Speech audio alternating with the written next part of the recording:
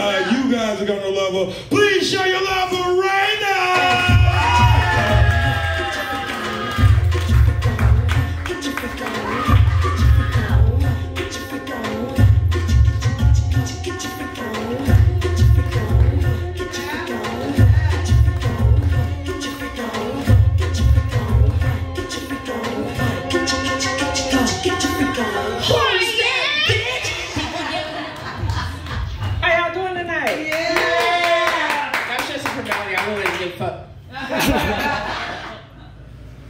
My name is Jan. I want to give y'all a little backstory, okay?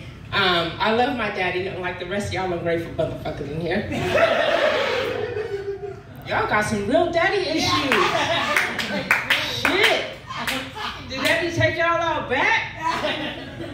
3 or 4 times a day? Switch? Thorns and shit? God damn. No, I love my dad, for real. Me and my dad spent a lot of time together. He took me to my first drive-in movie. It was Coming to America. But my grandmother raised me, and she was a church-going woman. And so she was always trying to force me to do stuff in church. And I was, you know, a really shy and timid kid. I'm not lying, for real, I was. I was a real shy and timid kid, so she was always, and she was like a real head nigga in charge of the church. So she was always, come on, baby, come on now, come on now, tell the people your speech. And so I'm like, oh, I don't want to say that. Come on now, but she got that looking at me. Look here, you little motherfucker. Don't you embarrass me in front of these folks. It's the convocation. So I'm like, okay. Go now. My name is Peaches, and I'm the best. All the DJs want to feel my breast.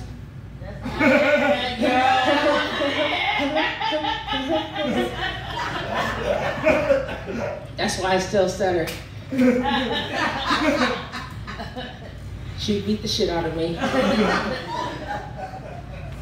All the mandatory reporters didn't do shit. Well, nobody on their goddamn job. They sit around and let her ass do it. I also have CNS lymphoma, but I'm also a fierce defender of my family and my friends. There's my son over there. He's family. That's right over there. That's right over there. I consider y'all friends, I guess. You know, shit, you here tonight. But I always tell my friends, you know, when you guys are in a bad situation, you call me. They're like, no, Raina, you sick, you ain't got no business getting involved in nothing. And I'm like, no, y'all, take advantage of this frontal lobe damage while you got time. And they're like, what? And I'm like, look, I could come over there, I could beat the hot living stinking fuck out of somebody. Police come, rah, rah, rah, rah, rah. I'm like, oh, is that Gabriel's trumpet? I'll be in the middle of the street making snow angels.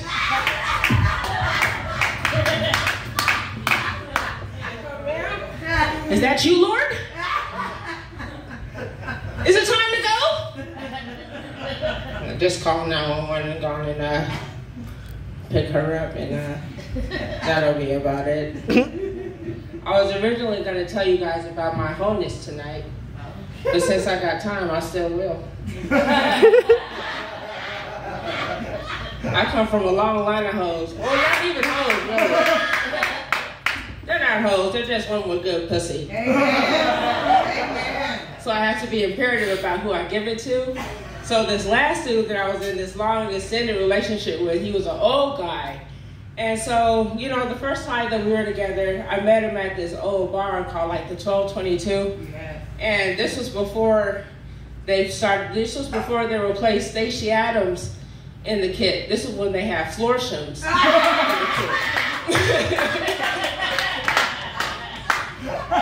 kit. And before they had cannabis topicals, so sometimes the gun would jam, so like, oh, hold up there.